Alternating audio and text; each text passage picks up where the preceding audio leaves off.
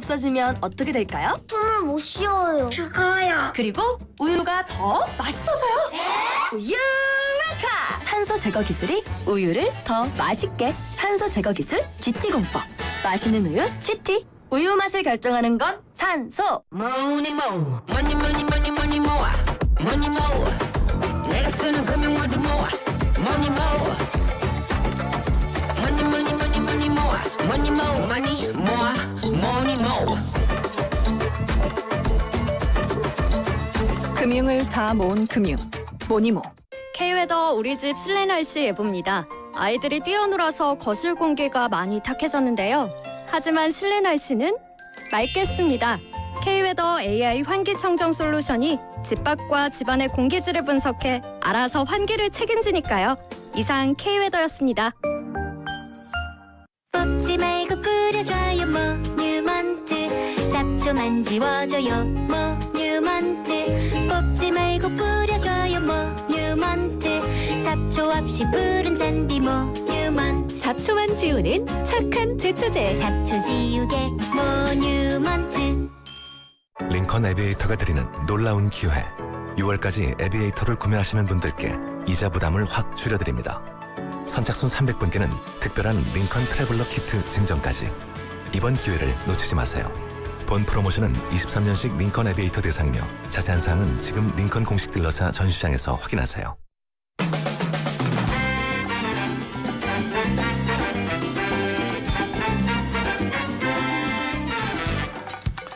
수요일 토크킹 시간입니다. 자, 변희재 미디어치 대표 고문, 또 장윤선 정치전문기자, 국민의힘 김재섭 서울도봉갑 당협위원장 세 분 나오셨습니다. 안녕하십니까? 네, 안녕하세요. 네, 도나스 김재소입니다. 네, 댓글에 도나스 나왔다라고. 네, 이제는 뭐 익히 네. 많이 도나스를 알고 계셔서.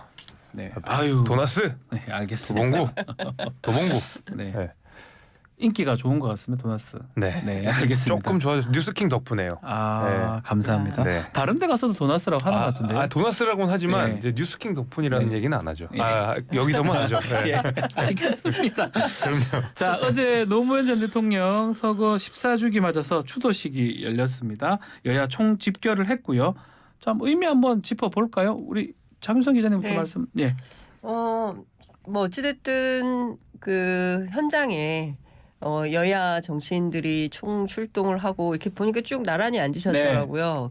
김기현 대표, 이재명 대표, 이정미 대표 셋이 앉아서 좀 얘기도 하고 뭐 이후에 의회에서 우리가 어떻게 하면 좋을까 뭐 협의도 하고 뭐 이랬으면 좋았을 텐데 그냥 모자 쓰고 앞만 보고 앉아 계시더라고요. 그래서 네. 역시 대화는 없구나 이런 생각이 좀 들었는데 어찌됐든 여야 공이 노무현 정신을 말하고 있고요. 네. 그리고 노무현 정신을 그러면 현실 정치에서 어떻게 반영하고 구현할 거냐. 이건 지금 현업 정치인들의 목 아니겠습니까? 그렇죠. 근데 현실은 보면 여전히 정쟁뿐이고 좀 답답한 상황이고 노 대통령이 그렇게 강조해 마지 않았던 동서화합 그다음에 국민 통합의 길 이것은 지금 어디로 가고 있는 것인지 그 질문을 안 할 수 없는 이런 상황인 것 같습니다.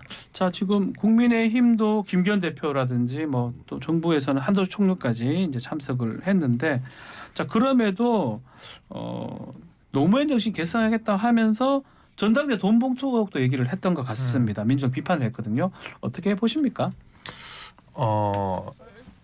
그 자리는 네. 이제 노무현 대통령의 서거를 기리는 자리이기 때문에 그거제만큼은 그래도 좀 이런 정쟁의 내용이 안 나왔었으면 어땠을까 하는 것 같고, 또 한편으로 제가 좀 걱정되는 부분은 네. 이제 보수 진영 이제 일각에서 노무현 전 대통령의 그 서거일을 왜 가냐 뭐 이런 비판들이 안에 내부에 있어요. 근데 아니 전직 대통령을 방문하는데 여야가 어디 있습니까? 당연히 그 노무현 전 대통령 대한민국 대통령이셨고 그 가운데서 대한민국 발전을 이끌었던 장본인인데 보수 일각에서 그걸 가지고 이제 비판하는 것은 저는 이제 옳지 않다. 당내에서 그런 목소리는 좀 없었으면 좋겠다 이런 생각하고 있습니다. 변희 대표는 그 민주당 상황도 한번 얘기를 해주시고요. 어제 관련해서 요즘 그 친노 세력들은 다들 또 어디 있는지 그 부분 뭐 알고 계신 게 있습니까? 친노 세력이라는 게 이제 좀 분화가 됐잖아요. 뭐 흔히 얘기하는 그러니까, 이제 친문 세력과 예. 친명 세력과 예. 또 친문 내에서 또 친낙 세력이라고 해서 이낙연 세력이. 세력이라고 할 수 있죠. 그래서 분화돼가지고 예. 글쎄요 아무래도 뭐 서로 이제 노 대통령 이름을 대고 이제 또 싸우기도 하더라고. 이제 뭐 고민정 의원이 나가지고 네. 그래서 이제 친노 세력은 다 이제 흩어져서 하나의 좀 권력 투쟁을 하는 데 있어서 노무현 브랜드를 활용하는 네. 제 눈에는 그렇게 보이더라고요. 민주당이 어제 참석을 해서 또 윤석열 대통령이 좀 거론을 했습니다. 이재명 대표가 얘기도 좀 했고요. 그 부분은 어떻게 생각을 합니까? 윤석열 대통령 같다 이제 그런 네. 표현을 쓰지 않았습니까? 네. 이제 점점 윤석열 대통령처럼 보인다. 네. 근데 단 그 지금 민주당에서 이 지금 쏟아지는 이 압박이나 모든 것들이 네. 사실상 검찰발이 너무 많은데 아하. 예. 그러니까 어떻게 보면 하나의 딱 제대로 이 부정 비리가 걸렸다기보다는 검찰 캐비넷에서 막 꺼내드는 그런 부분도 있거든요. 그 부분에서의 만약에 이분들이 네. 저는 좀 다르게 생각하지만 보수공개로서 예. 자꾸 노무현 정신 얘기를 한다 그러면은 예. 노 대통령도 어떻게 보면은 검찰발 수사의 피해자일 수가 있거든요. 왜냐하면은 박연차발로 나왔는데 저는 뭐 그 당시는 그 박연차 씨가 난 노 대통령이 돈을 요구해서 줬다. 그래서 권양숙 씨가 받았다 이렇게 했지만은 그냥 그 뒤로 검찰 수사하는 거 보면은 위증교사가 너무 많이 나오니까 이제는 그것도 한번 들여다볼 필요가 있다 생각되거든요. 그러면은 민주당에서 지금 노무현 이 서거일 가지고 얘기하려면요. 검찰하고 들이받는 검찰발 수사의 문제점들 짚어줘야 되는데 오히려 정반대로 좀 가는 경향이 있는 것 같아요. 이게 주로 이제 이른바 뭐 친문계라든지 이런 사람들 보면은 그래서 노무현 대통령 얘기하려면은 반드시 검찰 수사를 지적해야 되는 부분들 예, 그게 좀 빠진 것 같습니다. 뭐 이거는 이제 변희재 대표님 개인 생각이긴 한데 노무현 전 대통령이 이제 검찰 수사의 좀 피해자다. 그렇다면 지금 상황도 검찰 수사의 어떤 그런 것들과 연관이 있기 때문에 오히려 서거일이고 추도식이면 그 얘기를 좀 더 했으면 좋을 건데 라는 얘기네요. 검찰개혁 관련된 말씀을 네. 하시는 것 같은데 그리고 또 문재인 전 대통령도 노 대통령의 유서를 늘 이렇게 가슴에 네. 품고 다녔다라는 이제 얘기가 있을 정도로 사실 어찌 보자면 이제 뭐 친노무현 진영 과거에 그러니까 그 검찰 개혁에 대한 어떤 갈구가 굉장히 컸던 집단이죠. 그래서 네. 어떻게 됐던 그 형사사법 체계를 새롭게 바꿔서 검경 수사권 조정을 하고 그리고 서로 견제와 균형의 시스템을 만들겠다라고 했지만 결국 지금 상황에서 돌이켜 보면 검찰 수사권을 완전히 박탈하지도 못했고 네. 사실상 다 복원된 이런 상황인 거고 뭐가 된 거냐 고위공직자 비리 수사처도 사실 유명무실화된 거고 검찰이 거의 다 장악을 한 이런 상황인 거고 목소리는 컸지만 실질적 검찰 개혁을 해내지 못한 이 지점에 대해서는 제가 보기에는 그냥 네. 저널리스트의 한 사람으로서 네. 보기에는 통렬한 반성이 필요한 거죠. 그러니까 하려면 제대로 하든가 알겠습니다. 아니면 꺼내지 말든가 했어야 되는데 제대로 하지도 못한 검찰 개혁 때문에 오히려 본인들이 이렇게 당하는 수모를 겪는 그 시각 이런 자체가 거죠. 이제 민주당 입장에서는 이 노무현 전 대통령은 추도식이니까 그 얘기를 좀 했었어야 된다. 뭐 변희재 대표님 글쎄, 얘기하신 거고요. 제가 보기에는 예. 근데 어제는 어쨌든 이제 주제가 역사는 더디지만 진보한다라는 네. 것이고 좀 이런 생각이 들어요. 전 최근에. 그러니까 그 이제 0.73% 차이 때문인지는 모르겠으나 사실은 그 이전부터도 계속 어쨌든 이게 대단히 우리가 이렇게 정치적으로 극단화되어 있고 나눠져 있는. 예, 네. 그리고 서로 어떤 한 발도 양보하지 않으려고 하거든요. 그러니까 대화와 타협의 정치 그렇게 해서 만들어지는 어떤 화합의 산물 이게 사실 의회 정치의 정신이고 핵심인데 네. 어느 순간 그게 없어지고 그냥 닭공이죠. 묻지마 공격을 하고 저쪽을 막 완전히 꿀릴 때까지 그냥 공격하는 방식의 정치, 그 정치라고 할 수 없는데 하여튼 그런 방식으로 계속 되다 보니까 제가 보기에 죽고 사는 문제가 돼버린 것 같아요. 그러니까 그 지지자들도 굉장히 네. 극단화돼 있고 말이 굉장히 격하고 세다는 거죠. 예, 뭐 이런 방식으로 가는 것 같아서 저는 다시 한번 역사는 더디지만 그래도 진보한다라는 큰 원칙 속에 앞으로 대한민국의 미래는 어떻게 갈 거냐, 특히 이제 우리 아이들의 미래는 어떻게 갈 거냐 이런 관점에서 새로운 이 양극화를 해소하고 복지국가의 꿈을 우리가 어떻게 이룰지 이런 관점에서의 정치 얘기를 좀 했으면 어땠을까라는 생각이 좀 듭니다. 네. 저는 김재섭 위원장님. 변 대표님 말씀하신 대로 이 검찰 이야기를 민주당이 못한 이유는 분명하다고 생각합니다. 그러니까 노무현 대통령도 검찰 수사를 받으셨고 지금 민주당을 향해 있는 검찰의 수사가 실제로 있고 네. 그 본인들이 만약에 검찰 수사가 부당하다고 이야기하면서 자신들의 죄가 사실은 없는 것 같다. 우리는 그냥 부당한 수사를 받고 있는 것이지 우리는 깨끗하다라는 말을 차마 입에 담지 못할 겁니다. 네, 부끄러워서라도 그런 말 못할 겁니다 아마. 예를 들면 김남국 의원 뭐 코인 사건, 그다음에 뭐 송영길 전 대표의 돈봉투 사건 이 얘기를 정당화하기에 노무현 들먹거린다? 저는 그거 민주당 내에서도 용납 못하는 일이라고 생각하기 때문에 본인들이 차마 부끄러워서 검찰 얘기 못했을 거라고 봅니다. 네. 저는 이제 김기현 대표가 참석을 했고 이 보수주정 일각에서 불만을 얘기를 하니까 제가 꼭 제가 이때 짚어드리는 게 있는데 노 대통령 사건에서는 권양숙 여사하고 아들 노건호 씨가 박연차 돈을 받은 거는 팩트예요. 근데 그게 노 대통령 몰랐다는 주장이었었단 말입니다. 네. 근데 그럼 박근혜 사건에서 최서원과 정유라가 독일에서 삼성돈 받고 말 탄 거는 팩트인데 그 박근혜 돈을 몰랐다 주장하는데 이걸 경제공동체로 묶어가지고 박근혜 뇌물죄로 처벌했는데 그렇게 따지면 노 대통령과 권양숙 관계가 더 경제공동체 가깝지 않냐 이런 주장을 해야 되는 거야 보수에서 다시 들여다보자고. 근데 예. 그 얘기도 지금 김기현 대표 안 하지 않았습니까? 가가지고 그럴 바에 왜 갔냐 이거죠. 알겠습니다. 자, 지금 말씀처럼 민주당 상황도 좋지가 않고요. 또 이런 얘기했어요. 민주당 지지율 자체가 김남국 논란 전후로 나뉜다라는 소리도 나옵니다. 지금 불법 대선 자금 의혹으로 확대가 되는 양상인데, 저기 김재수 위원장님부터 이 불법 대선 자금하고도 연관성이 있는 겁니까? 그러니까 제가 생각하기로는 아직까지는 그 김남국 의원과 이재명 대표 사이에 그 어떤 코인으로서의 연계성은 아직까지는 제가 뚜렷하게 발견된 바는 그 당시 없어요. 대선쯤에 2억 5천 현금화했는데 그게 어디로 간지 모르겠다. 그거 대선 자금 그렇죠. 썼는 거 아니냐. 그렇죠. 이런 얘기거든요. 이제 뭐 자금 세탁 의혹 이렇게 하는 네. 건데 아직까지 그렇게 그 뭐 쓰였다라는 증거는 없는 상황이니까 네. 의혹이 있다면 밝혀야 되는 부분이고 필요하다면 수사를 해야 되는 부분인데 제가 솔직히 그 대선 자금으로 안 쓰였을 것 같은 느낌이 많이 드는 이유는 네. 요새 김남국 의원의 행태를 보니까 그래요. 이분이 뭐 라면 먹으면서 아껴서 투자하고 네. 신발 구멍 났는데 신고 다니면서 투자하고 때가 되면 말 그대로 몰빵해서 투자 수익을 내시는 분인데 그 불확실한 선거판에서 2억 5천을 이재명 대표한테 배팅을 한다? 그 정도로 만만한 투자자가 아닙니다. 김남국 의원. 훨씬 냉철한 투자자이기 때문에 아니었을 것이다. 네, 자신의 돈을 그렇게 함부로 쓰지 않았을 거라고 생각합니다. 그 투자는 네. 좀 모험적인 투자다. 모험적인 투자. 네, 알겠습니다. 안 되는 투자를 안 하시더라고요. 아유, 네. 장 기자님 혹시 김남국 의원 요즘 어디 있습니까? 뭐 가평휴게소에서 한번 보이는 네, 거고. 그리고 나서 제가 뭐 이렇게 저렇게 물어봤더니 일단은 그 근처 방들 있잖아요. 네. 그 저기 10층인데 아하. 근처 주변에 있는 의원들한테 물어보니까 회관엔 잘 안 온다 그래요. 의원회관에는 안 네, 오고. 의원회관엔 네. 잘 안 오고. 그런데 또 디지털 발자국은 남기는 것 같습니다. 그거는 이제 들어가서 온라인으로 쓴다는 거죠. 글도 무슨 쓰고 그 커뮤니티 네. 사이트에 네. 가서 이제 국 변호사 이름으로 이제 그 이러저런 어제 오후에까지도 이제 발자국이 남아 있고 그걸 또 보수 언론이 꼼꼼히 취재해서 기사를 씁니다. 아, 예. 근데 이제 회관에는 안 오고 이제 디지털 발자국은 남기고 이게 뭐냐? 그러니까 의원으로서 세비를 받으면 의정 활동을 적극적 그 출근은 해야죠. 그죠? 그 어떤 상황에서도 아니 우리가 회사에 가서 회사는 가야 되잖아요. 네. 그렇죠. 월급 받으면. 근데 이제 그조차도 안 하는데 또 의원직 사퇴도 안 하고 뭐 이제 이런 상황이니까 그 국민적인 비판이 제기되는 것은 사실인 것 같고요.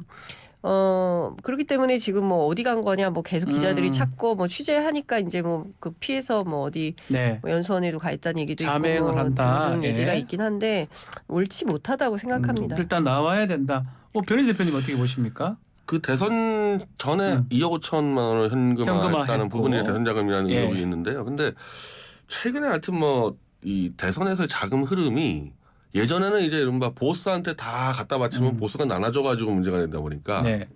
대부분 이제 보스한테 안 갖다 바치고 각자 쓰는 흐름이거든요. 이건 여야 다 마찬가지입니다. 이제 네. 이 불법 문제 때문에. 네.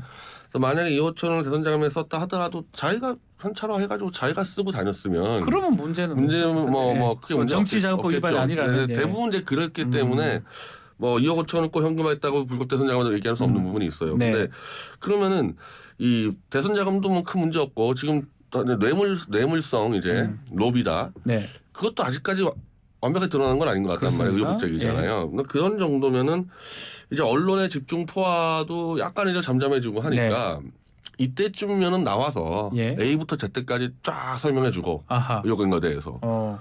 그 의정에 복귀를 해야죠. 어허. 이러면 안 되죠. 복귀를 해야 된다. 그때 예. 지금까지는 집중 포화 때문에 정신없다 치고 음흠. 이제 오늘이 이제 수요일 아닙니까? 네. 이번 주 가기 전에는 네. 모든 의혹 나온 거를 쭉 정리해가지고 예. 기자간담회 들어와서 설명하고 아하. 국회 들어와야 되는 거고 만약에 계속 이런다 그러면 이거는 의원직 박탈시켜야죠. 이런 게 다닌다면. 이제는 정리가 돼야 된다. 30일 날 국회 윤리특위 이제 회의가 오전 10시에 열릴 예정인데요. 네. 근데 이제 이런 얘기를 합니다. 이제 윤리특위 관계자들 취재를 해보면 어떤 얘기를 하냐면 김남국 의원 개인을 위해서라도 음흠. 적극적으로 자문위원회에 소명 자료를 제출하는 게 좋다. 그러니까 무슨 얘기냐면 이분이 이제 선제 탈당을 하면서 당 조사위원회에 예. 협조를 잘 안 한 게 문제가 됐지 않았습니까? 그래서 의총장에서 이 당인의 자세로 이게 말이 되냐, 당이 조사하고 있는데 중간에 그냥 탈당해 버리는 게 말이 되냐, 이제 이런 비판이 굉장히 많이 있었던 것인데, 그때는 어쨌든 뭐 이해관계가 좀 갈린다 하더라도 이제 국민의힘에서는 최고 수위인 제명을 요구하고 있는 상황이고 네. 민주당에서도 뭐 최소한의 디펜스는 해주겠지만 그 선은 뭐 넘을 수도 있는 상황이기 때문에 본인이 얼마나 적극적으로 자료 제출하고 소명하고 이건 이런 것이고 지금 보면요 국회 안에 가장 코인 전문가는 김남국 의원이에요. 그건 뭐 그렇게 보여요. 아는 사람이 없어요. 그러니까 예. 최고의 전문가이기 때문에 들어와서 본인이 잘 설명을 하고 위믹스 코인 관련된 거 특히 이제 그 P2 입법과 관련해서 입법 로비는 전혀 없었다는 게 김남국 의원의 설명이거든요. 저한테도 전화해서 직접 굉장히 많이 강조한 게 그거였어요. 절대 그런 것은 없었다라고 했기 때문에 지금 문제가 되는 게 어쨌든 뭐 부정하게 정치 자금이 쓰였는지 아닌지 그다음에 불법 입법 로비가 있었는지 아닌지 없었는지. 그 자금의 출처가 어딘지 뭐 이런 핵심 요인들이 있는 거 아닙니까? 관련해서 적극적으로 소명할 필요가 소명해야 있죠. 된다. 예. 같이 한번 여쭤보겠습니다. 탈당 얘기를 지금 했는데 이번에도 좀 비슷한 일이 있었어요. 민주당 부천시의회 그 성추행 의혹이 있으니까 의원이 이재명 대표가 감찰 지시를 하니까 바로 탈당을 해버렸어요. 그러니까 국민의힘에서는 이 김남국 의원도 그렇고 뭐 문제만 생기면 다 탈당하느냐 이런 얘기를 하는 것 같이 좀 얘기를 해주십시오. 그러니까요. 그러니까 이재명 대표가 본인 스스로 한 번도 손에 피를 묻힌 적이 없어요. 그러니까 손 안 대고 코 푼다는 얘기가 맞는 게 이재명 대표는 본인의 정치적 자산을 지금까지 강단 있는 정치인, 네. 뭐 추진력 있는 정치인, 그 뭔가 공명정대하게 잘라낼 걸 잘라낸 정치인 이런 걸로 본인의 정치적 자산을 삼으려고 노력을 했는데 네. 이재명 대표 체제로 들어와서 민주당의 여러 가지 부패 혐의들이 터져 나왔단 말입니다. 노웅래 의원 관련돼서 체포동의안 민주당이 부결시켜줬고요. 그 위에 돈봉투 사건이 있었을 때 송영길 전 대표부터 나머지 두 의원 다 자진 탈당하면서 이재명 대표는 민주당에 들어가는 정치적 압력에 김을 빼버렸죠. 본인이 할 게 아무것도 없었어요. 그냥 가만히 있었으면 됐어요. 네. 김남국 의원도 자치조사 하려고 하니까 탈당해버려요. 그 이재명 대표는 뭘 했나요? 그리고 지금 기자들이 묻는 질문에 대해서 아무런 대답도 안 하고 있거든요. 이재명 대표는 그 이분들 다 내보내고 본인 손에는 하나도 피 묻히는 게 없고 심지어 이 시의원마저도 탈당하면서 이재명 대표는 본인이 한 징계가 하나도 없게 되는 거예요. 진짜 웃긴 얘기죠. 뭐 본인이 그렇게 뭔가 강단력 있는 정치인으로서의 면모를 과시했었는데 네. 결국 아무런 정치적 리스크를 해소하지 못하고 다 내보내면서 그냥 자신의 정치적 안위만 지키겠다는 생각이 좀 드니까 저는 뭐 그런 일관성이 있다고 보입니다. 이재명 대표 얘기를 좀 해보면 또 이재명 대표가 또 강성 지지층이라고 알려진 그분들의 문자, 욕설 문자 메시지 했던 당원들의 제명 조치는 또 했습니다. 그건 또 의외라는 반응도 있고요. 이재명 대표의 리더십 어떻게 보십니까? 아니 그 송영길 대표하고 네. 그 이성만 의원하고 윤관석 의원은 이재명 대표가 출당시킨 걸로 지금 나온 얘기 아닙니까? 네. 뭐 출당이라기보다는 본인들이 욕을 했단 말이에요. 본인들이 뭐 나가라고. 자진 탈당한 건데 자진 탈당이 아니라 이재명 대표가 요구했다는 네. 게 뭐 정석이니까. 네. 그러니까 윤리위의 징계 요구도 이재명 대표가 했죠. 했다는 뭐 보도들이 있습니다. 예. 그러니까 지금 이 부분 대해서 이제 앞뒤가 하나도 안 맞는 게 이 출당을 시켜버려서 지금 그건 윤리로 좀 안 돌아가잖아요. 그쪽 네. 같은 경우는. 예. 그러면은 처음부터 출당을 다 막고 자체 윤리로 해결하든지 처음부터 예. 아니면 다 출당시키려면은 제일 먼저 탈당해야 될 사람은 이재명 대표예요. 본인이 탈당을 해야 검찰 수사로 된다. 예. 받는 이유로 출당시킨다고 하면 자기가 제일 먼저 탈당해야 되는 겁니다. 네. 그럼 사실은 자기 자신은 지금 당내에서 아무것도 아까 우리 김재섭 위원장 말대로 단 하나도 거기 징계 절차 밟은 거 없지 않습니까? 뭐 저는 뭐 좀 말도 안 되는 수사도 많다고 보지만 어쨌든 수사 건수는 제일 많은데. 네. 근데 다른 사람들은 또 탈당을 막 시켜가지고 또 무마시키고 이게 나중에 6월 이제 7월에 2차 체포동의안 들어온단 말이 허다한데 이런 식으로 정리했다가 2차 체포동의안 들어오면 이거 어떻게 정리하려는 건가. 그리고 이제 이성만 윤관석 의원은 이재명 대표 전에 이미 이제 체포동의안 들어온다는 거거든요. 네. 또 그땐 또 어떻게 할지. 뭐 이번 주 안에 들어온다는 네, 보도도 그러면 있습니다. 이 사람들은 또 체포동의안 부결시킬 거냐 가결시킬 거냐. 이 출당된 상태면요. 부결을 시켜야 할 이유가 하나도 없어요. 민주당 사람들이 아니지 않습니까? 네. 그럼 너희는 직접 가서 검찰 가서 이제 실질 수사 받으면 된다 이런 얘기가 되는 건데 그럼 이재명 대표 본인은 또 어떻게 할 거냐는 거예요. 아하. 저는 이 스텝이 다 꼬였다. 스텝이 꼬였다. 예, 논리적인 일관성이 다 무너져 버렸어요. 이재명 저는- 대표 리더십에 예. 그러니까 뭐 이제 김재소 위원장은 이재명 대표가 손에 피를 안 묻힌다 네. 이제 말씀을 주셨는데 사실 윤리감찰을 지시했는데 탈당을 해버린 거잖아요. 그리고 김남국 의원도 당이 조사 개시를 시작했고 윤리감찰을 했는데 근데 탈당을 해버린 탈당해버리고. 거란 말이에요. 예. 그러니까 이건 무슨 얘기냐면 이재명 대표의 리더십이 안 먹힌다는 얘기입니다. 그러니까 제가 민주당 어제도 한참 이분저분 이제 취재를 했는데 그러니까 일관된 그러니까 통일된 얘기가 하나가 뭐냐면 우리 당은 이제 각자 도생입니다. 네. 그러니까 누가 누구도 이렇게 보살펴주지 않는 상황이라는 거죠. 그러니까 다선 의원들은 당 내부의 상황을 매우 심각하게 보고 있고요.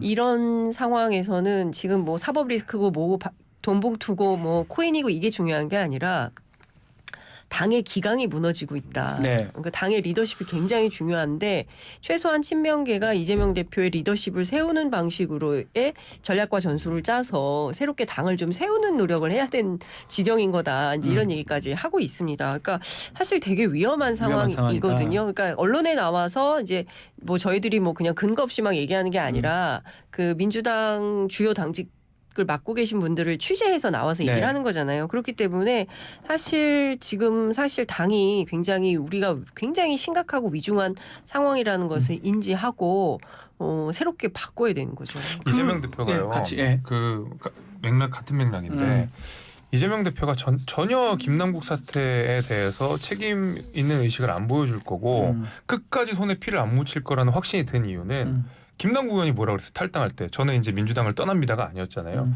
제가 다시 돌아오겠습니다 하고 이제 나갔는데 그럼 이재명 대표가 내가 탈당은 만류하지 못하고 본인 스스로 개인의 결정으로 탈당을 했다 하더라도 대표로서 이런 얘기는 할 수 있죠. 이런 식으로 윤리조사 안 받고 자체조사 안 받고 가면 절대 복당 안 시켜줄 겁니다. 네. 정도 얘기를 했었으면 그래도 책임 있는 지도자로서 책임 있는 대표로서의 면모는 과시했을 수 있다고 봐요. 근데 임시 탈당을 얘기도 했는데도 불구하고 아무런 얘기를 안 하잖아요. 그냥 알아서 일단 민주당 김 뺐으니까 알아서 살아 돌아와. 나는 거기에 대해서는 응원할게. 저는 이렇게 읽히거든요. 그러니까 본인은 아무런 책임을 안 지고 있어요. 지금 이재명 대표는. 그게 문제다. 자, 이게 리더십이 결국은 또 계파 간의 갈등으로 이른바 비명계 의원들이 요즘 또 말을 많이 합니다. 이상민 의원 같은 경우는 뭐 대표직 사퇴하고 공천 출마 못 받는다 이렇게 방송에서 얘기를 또 했던 부분도 지금 있거든요. 6월 달에 이제 네. 이름도 막 실명도 나와요. 뭐 K모 의원, 네. 뭐 J모 의원 이른바 친명계 한 4명 정도가 또 검찰 수사를 받던지 네. 아니면은 이 사생활 스캔들이 터진다든지 그러니까 총 공세가 들어오는 과정에서 아까 말씀드린 대로 이재명 대표의 대응 방식이 일관성을 잃어버렸기 네. 때문에 이제 이렇게 되면 7월 달에 체포동의안 2차가 아마 쌍방울 대선자금으로 네. 들어오기 전에 반 이재명계는 꼭 완전히 정파 추정에서 나쁘게 보는 걸 떠나서 야 이재명 대표 체제 가지고 총선까지 갈 수 있겠냐에 대한 불안감이 있기 때문에 예. 아마 이제 반 이재명 쪽에서는 어떻게 보면 이제 당권 교체에 나서겠죠 당연히. 예. 그래서 체포동의안 한 30명 정도만 거기서 가결로 빠지면은 네. 이재명 대표 이제 법정에 끌려가야 되지 않습니까? 예. 그리고 이재명 대표하고 거의 어떻게 보면 원팀이라는 송영길 대표 같은 경우는 의원직이었기 때문에 아마 바로 이거는 지금 조사받으면은 영장 나올 수도 있고. 구속영장 말씀하신 네, 그래서 이 거죠? 검찰발 공격을 이제 기회로 당권 교체에 아마 들어가는 작업을 지금 시작한 것 같아요. 예, 발언 수위도 점점 높아지더라고요. 장 기자한테 여쭤보겠습니다. 네. 뭐 지금 검찰 얘기도 했는데 이낙연 전 대표는 지금 6월 중에 귀국을 한다고 하거든요. 네. 오면 어떻게 비명계 구심점이 돼서 또 다른 어떤 정치 행보가 가능할까요? 굉장히 하고 싶어 하시죠. 아. 이낙연 대표는 귀국과 동시에 지금 당이 매우 좀 어려운 상황이기 때문에 예. 본인에게 무슨 역할이 주어진다면 뭐라도 열심히 하겠다라는 뜻을 주변에 밝히고 있는 것 같습니다. 그런데 민주당 내부는 또 꼭 그렇지만은 않아요. 그러니까 네. 예컨대 이제 이런 얘기를 하는 저 친명계 의원도 있습니다. 이낙연 대표가 와서 중심에 서게 된다면 당이 빠르게 분당할 가능성도 배제하기 어렵다. 이제 이런 얘기를 분당 얘기도 나온다는 거죠. 분당 얘기를 예. 하고 있습니다. 어제 저도 좀 놀랐는데요. 예. 그러니까 이재명 대표가 6월에 누구죠? 이낙연 대표가 6월에 오면 이낙연 대표 중심으로 한 축, 또 이재명 대표 중심으로 한 축, 그리고 당 내부는 지난 혁신의총 그 김남국 의원 그 코인 사태 때문에 이제 모여가지고 예. 한 50명 이상 되는 의원들이 직접 발언을 하면서 의총을 한 6시간 의총을 하지 않았습니까? 근데 그 자리에서 별 얘기가 다 나온 것 같아요. 그래서 주로 이제 비명계들이 얘기를 많이 했는데 지금 서로 상당히 이 내분이 격화하고 있고 으르렁거리고 있기 때문에 이제 그런 얘기를 하고 있죠. 근데 거기에 수장이 이낙연 대표가 될 가능성이 높죠. 있을 것이다. 자, 또 뭐 총선 관련해서 좀 지금 지역 사무소 개소식이 쏟아지고 있는데 이거 뭐 김재수 위원장님 한번 여쭤보겠습니다. 그래도 출마하시려고 하니까 네. 민주당 보니까 특히 비례대표 의원들이 네. 지역구에 사냥을 좀 나서는 모양새예요. 네. 뭐 예를 들어서 김병주 의원 같은 경우는 그 김한정 의원이 있는 남양주을, 양이원영 의원은 양기대원, 강명을, 김의겸 의원은 군산, 신영대원이 있는 곳 등등 얘기가 어떻게 보십니까? 잘 안 될 겁니다. 안 된다고요? 잘 안 될 겁니다. 안 된다고요? 네, 국민의힘이나 민주당이나 비례대표가 그 지역구를 받아서 당선된 사례는 극히 적어요. 일단 이분들 잘 안 될 것 같고, 그다음에 제가 이렇게 지켜보니까 말씀해주신 지역구들 보니까 네. 그 지역에서 아직까지 짱짱하신 분들이더라고요. 짱짱한 사람들이다. 네, 간단하지 않아 보이고요. 게다가 뭐 김의겸 의원, 뭐 김병주 의원 비례대표를 이미 당의 혜택을 크게 받으신 분들이잖아요. 그리고 나가려고 하는 지역도 사실은 민주당 내에서는 대단히 유리하다고 보이는 지역들인데 그러면 정말 양지만 찾아서 다닌다는 건데 가더라도 좀 험지에 가야 된다 이렇게 말씀하시는 어려운 지역 겁니까? 가서 한번 당에게 이런 큰 혜택을 받았으면 당을 위해 혜택을 줄 생각을 하셔야지 이렇게 네. 양지 찾아서 다니는 정치인들 중에 잘 된 케이스는 아직까지는 제가 잘 못 봤습니다. 쉽지 않다. 네. 자, 그러면 요 질문은 뭐 우리 저기 장 기자님한테 네. 강승규 수석은 또 예산에 자주 가시더라고요. 총선 출마 염두에 둔 거 아니냐. 뭐 그런 소문 계속 예. 있죠. 강승규 수석 말고도 다른 그 수석들도 계속 나옵니다. 그런데 쉽진 않을 거라는 네. 얘기가 있어요. 왜냐하면 대통령실 개편이, 그러니까 뭐 개각도 마찬가지고 네. 대통령실 개편도 마찬가지고 문제가 있을 때마다 할 거다라는 언론의 추측성 보도는 쏟아졌지만 그때마다 계획 없음이 확인이 네. 됐고 그 자체로 지금 2년 차를 들어간 상황이기 때문에 제가 취재해 보면 국민의힘 쪽에서는 그런 얘기가 나와요. 아마 12월 정도 돼야 12월. 그때쯤 나가라 뭐 이런 얘기를 했다는 거예요. 근데 야. 그때 나와서 무슨 선거를 합니까? 예비후보 등록하는 시즌인데 그 전부터 좀 가서 움직여야 되는데 그래서 사실은 이 체제를 별로 흔들고 싶어하지 않고 안정적으로 관리를 좀 하고 싶어하기 때문에 쉽지는 않다. 그런데 엉덩이가 들썩들썩한 분들은 많죠. 그 지금 총선이 가동되기 것 같긴 해요. 다들 살짝 준비를 하는 것 같습니다. 이게 지금 강승규 수석뿐이 네. 아니라 이 이른바 청와대와 이 정부에 포진되어 있는 범검사 세력 네. 그리고 저 금감위원장 이복현 위원장까지도 이복현 위원장. 예. 사실은 이게 이 대중적으로 이렇게 널리 알려진 사람이 별로 없잖아요. 뭐 한동훈 장관 정도 제외하고는. 네. 그러니까 이분들은 총선 준비를 해야 되는데 인지도는 떨어지지. 그렇다고 윤석열 정권 지지율이 높은 것도 아니고. 그러니까 자꾸 발이 이제 지역으로 가는 거죠. 근데 그렇다고 인지도 못 높이면 지역구민들 만나는 또 거니까. 이제 아까 말한 검사 세력들 같은 경우는 정치 해본 적도 없다 보니까 네. 이제 더 마음이 급해지는 거고. 네. 그렇다고 지금부터 뛰기 시작하면 또 대통령실을 누가 운영합니까? 그래서 이 지금 딜레마에 좀 봉착을 해서 예. 대통령실이 운영하는 데 상당한 장애가 될 것 같은 생각이 들어요. 앞으로요. 예. 이복현 금감위원장은 계속 자꾸 이제 한 발, 두 발, 세 발 정치적 발언을 자꾸 더 하는 것도 뛰어야 되는데 뛰어야 되는데 이제 묶여 있으니까 본인이 좀 인지도를 또 더 올려야 되는데 그런 게 있다는 그렇죠. 거죠. 강승규 수석도만 마찬가지일 어허. 겁니다. 뭐 뛰고 싶은데 예. 묶여 있으니까 자꾸 이렇게 하는 것 같아요. 알겠습니다. 지금 정치 총선 시즌이 되다 보니까 모든 정치인들이 많이 움직이는 아직 것 시즌이 같습니다. 아니에요. 아 시즌 아닙니까? 네, 한 아직 2년 시즌 아니죠. 정도 지금 남아요. 6월달이 근데 어떻게 사실은 시즌입니까? 뭐 추석 때부터 시작인데 지금 다들 조금 인지도가 낮은 빨리 분들은 움직이는 빨리 거예요. 저 같은 움직이고. 현장에 김주섭 위원장이 보실 때는 어떻습니까? 현장에 있는 사람들은 지금 당장 내일 같아요. 아, 내일 같아요? 느낌이. 네. 아니 여기는 이제 현역 지역 위원장이잖아요. 네. 기득권 세력이고 혹시 이제 마음 놓고 뛸 수 있는 사람이고. 어쨌든 이제 여의도 정치권 취재하는 이제 기자 입장에서 보자면 국민의힘은 이제 그 혁신 공천. 네. 그러니까 왜냐하면 굉장히 그 프레임 전쟁이 중요한데요. 선거에서는 구도가 되게 그 특히 이제 총선 같은 경우에는 구도 싸움이라고 얘기를 하는데 네. 뭐 정권 심판론, 뭐 정부 옹이론 막 이런 얘기를 하는 거 아닙니까? 근데 이제 국민의힘은 그게 좀 시작이 된 것 같습니다. 그러니까 어떤 얘기가 들리냐면 장제원 의원이 불출마 선언할 가능성이 높다는 얘기가 나오거든요. 네. 근데 이제 장제원 의원 혼자 하는 게 아니라 좀 세력을 규합해서 소위 얘기하는 윤핵관 불출마 선언을 하고 당에 헌신하는 모습을 이야. 보일 수 있다. 아하. 근데 그러면 그 빈자리가 다 이제 앞서 말씀하신 검사 세력, 검사들. 그러니까 인지도가 낮은 그러나 당선 가능성이 높은 좋은 지역구를 이제 그렇게 양보할 가능성이 있다.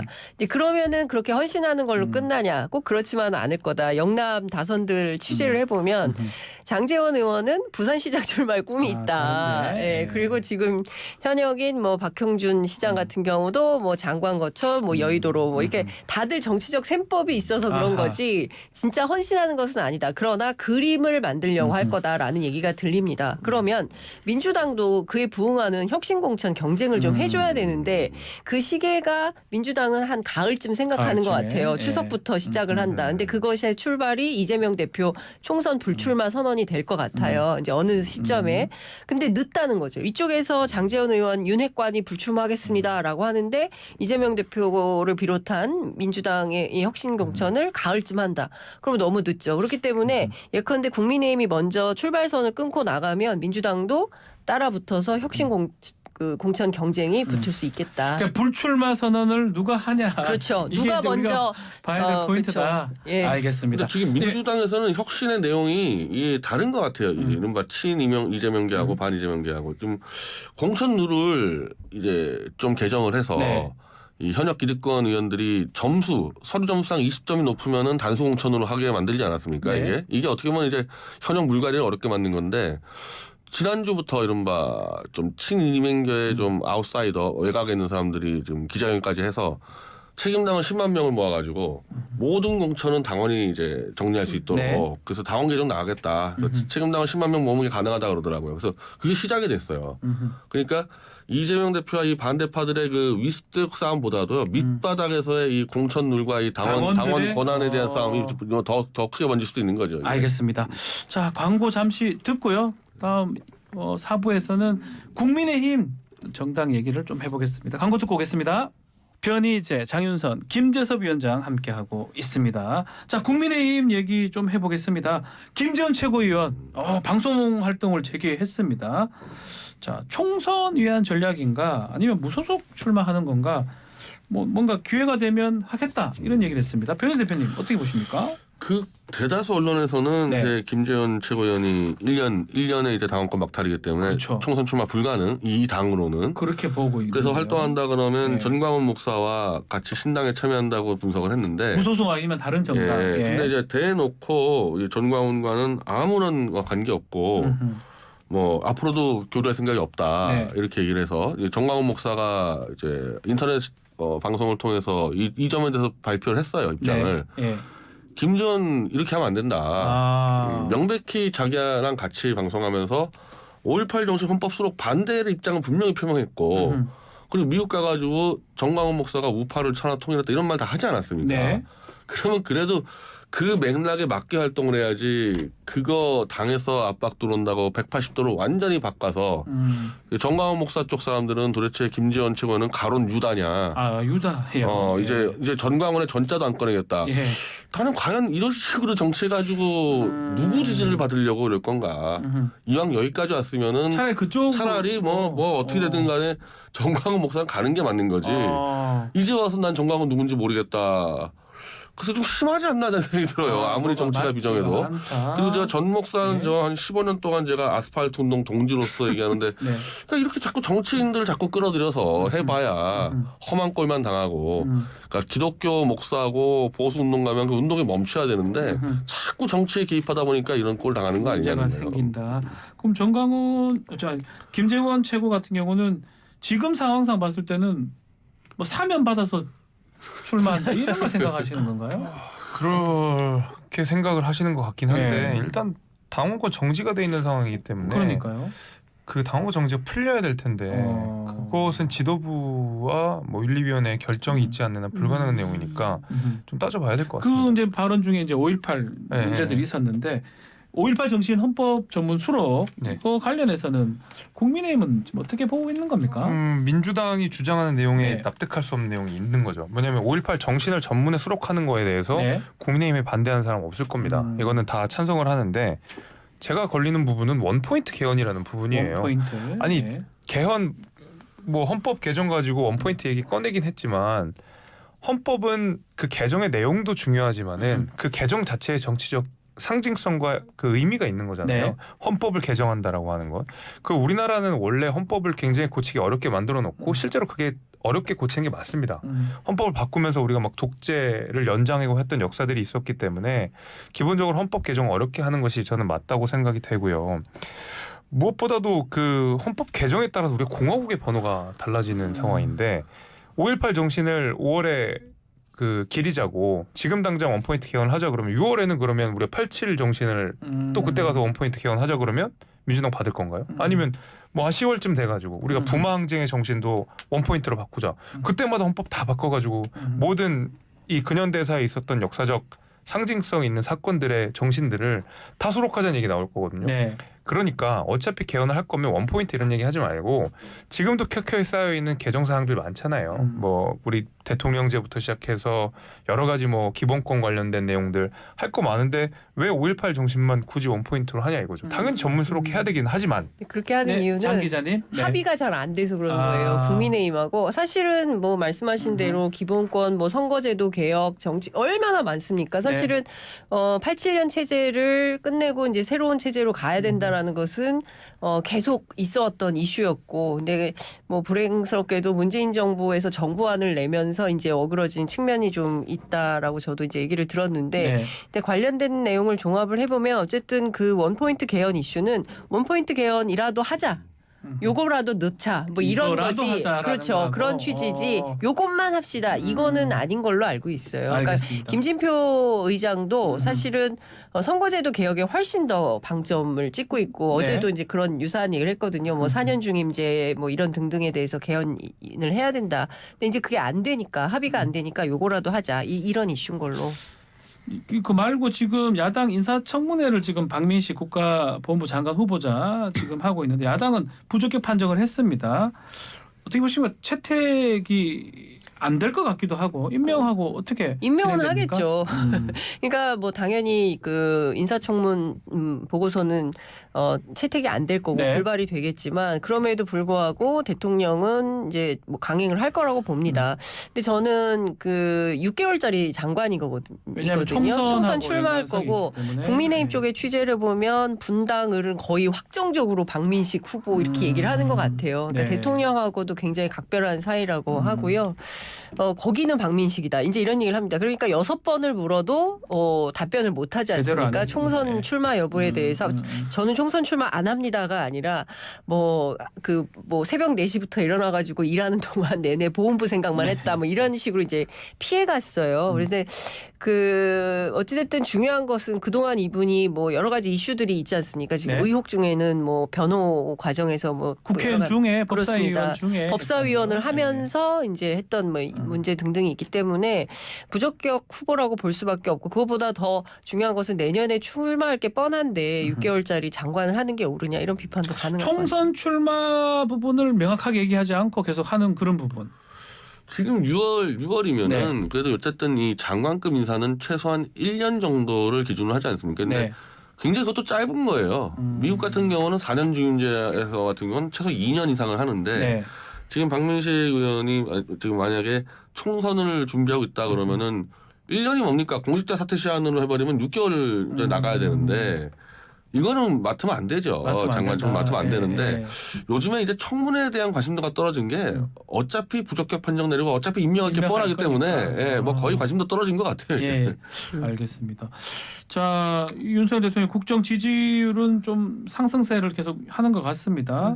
또 다만 지금 후쿠시마 관련해서 시찰단에 가 있긴 한데 그 부분이 좀 앞으로 어떻게 될지 장윤선 기자가 한번 짚어주십시오. 되게 재밌는 간격이 벌어졌어요. 네. 일단 첫 번째는 한일 양국 간에 후쿠시마 그 원전 오염수 시찰단의 취재를 불허했습니다. 네. 그러니까 한일 양국이 합의해서 기자 없이 뭐 시찰에 집중하기 위해서 그런 거다라고 주장을 하고 있는데 기자들이 뭐 시찰 방해하러 가는 게 아니지 않습니까? 근데 이제 그 버스 보니까 다 커튼도 쳐놓고 무슨 비밀리에 뭐 어디 가는 007 작전 하는 것처럼 그게 맞는 건가? 저는 21세기에 그런 취재 현장은 처음 보거든요. 기자들이 막 추격전을 하지 않습니까? 누가 있는지 보려고 보고 나서 이제 기사를 쓰려고 하는 건데 왜 그러냐 하면 그 정도로 이 후쿠시마 원전 오염수 문제 방류를 했을 때 그게 인류 전체에 끼치는 해악이 엄청나기 때문에 그렇게 하는 거거든요. 근데 관련해서 이제 정부에서는 뭐 이제 여당도 마찬가지죠. 오염수를 무슨 오염수라고 부르지 뭐 않고 처리수. 뭐 처리수라고 예. 한다든가 요새는 뭐 기자들이 변기를 하더만요. 양쪽에 가로하고. 네. 저는 이런 걸 보면 어쨌든 일본 측에 이제 방류의 명분을 주는 거 아닌가라는 생각이 좀 들고 마침내 어제 농림상이 얘기를 했어요. 네. 이제 수산물 재개를 수산물까지. 요청하고 싶다. 예. 이제 이런 얘기까지 했기 때문에 일본 입장에서는 제대로 된 트랙을 밟고 있는 거다라고 보여줄 수 있고 그러면 우리 쪽에서는 다른 나라들하고 다르게 우리는 어쨌든 경제 규모도 세계 11대 경제대국이고 네. OECD 지위도 있고 뭐 그렇기 때문에 분명한 국제사회 발언력이 있는데 후쿠시마 원전 오염수와 관련해서 국제사회에서 완벽하게 안전성이 입증되기 전까지는 방류하면 안 된다라는 분명한 입장을 밝혀야 되는데 그러지 못하는 정부 태도를 보면서 국민들은 매우 불안한 이런 상황이 되는 거죠. 김수위 위원장 얘기도 한번 들어보겠습니다. 불안하죠 실제로. 김수위 위원장부터. 예. 시찰단이 근데 그 일본과 대한민국 간에 이제 협상에서 한 뭐 12시간 이렇게까지 네. 계속 지연됐던 것은 우리 정부에서 요구하는 사항이 굉장히 빡빡했다라는 얘기를 하거든요. 당연히 일본 정부 입장에서는 설렁설렁 보기를 원했을 거고 네. 그렇기 때문에 지금 일각에서 주장되는 것처럼 시찰단이 가서 놀러 갔다 온다 이거는 말이 안 되는 소리고요. 거기 이제 민간 전문가 포함한 이 시찰단 자체가 시간을 제한했기 때문에 굉장히 타이트하게 할 겁니다. 적어도 그 부분에 대해서는 뭐 저는 의심을 하진 않지만 일본이 만약에 여기에 대해서 뭐 그 약간 비협조적으로 네. 나온다든지 아니면 좀 방해를 한다든지 이런 것들은 차후에라도 문제 제기를 당연히 해야 될 것이고요. 이 시찰단이 1회만 가서는 안 되죠. 계속 가야 예, 된다? 계속 네. 끊임없이 가야 될 겁니다. 뭐 변희재 대표가 이제 정리해 주시는데 1분 정도 남은 것 같습니다. 그 시찰단이 가서요. 네. 그쪽 현장을 보는 게 중요한 게 아니고 시료를 채취해서 한국에 가져와서 분석하는 게 중요한데 우리가 분석할 수 있는 게 그 중요한데. 분석하는데 몇 개월 걸린다는 거거든요. 아. 이게 왜냐하면 이게 그렇게 전례가 많지 않기 때문에 예. 그 시찰단 가서 할 수 있는 건 아무것도 없어요. 일본이 브리핑하는 거 그냥 듣고 오는 수밖에 없는데 그럼 안 가면 되는 거 아닙니까? 안 가면은 그거 안 가면 일본은 알아서 IAEA랑 같이 그냥 갖다 버려버릴 겁니다. 네. 그럼 우리가 나중에 책임을 물을 수가 있는데 예. 괜히 가서 머리 끄덕으면요 예. 책임을 물을 수 있는 근거도 사라지고요. 아하. 이게 후쿠시마 이 수산물 관련해서 우리가 WTO에서 2심에 승소한 이유가 오염 처리가 이제 정확히 안 돼 있다. 이게 지금 이 문제란 말이에요. 네. 근데 우리가 가서 머리 끄덕여 버리면요. 이제 WTO 가서 우리가 또 붙을 명분이 사라져 버립니다. 그래서 저는 솔직히 이거 안 가야 되는데 굳이 가서 들러리 서는 이유가 후쿠시마 수산물 수입까지 같이 한일이 합의한 거 아니냐. 그것까지 합의돼. 그거 하기 위해서 간 거 아니냐. 저는 그렇게 의심이 좀 들어요. 요거는 뭐 변희재 예, 대표의 예. 개인적인 그렇죠. 생각이라고. 그 사실 G7 정리를 좀 해야 됩니다. 네. 알겠습니다. 자, 오늘 토크킹 여기서 마무리를 하겠습니다. 변희재, 김재섭, 장윤선 기자 세 분 감사합니다. 네, 감사합니다. 고맙습니다. 다음에 뵙겠습니다.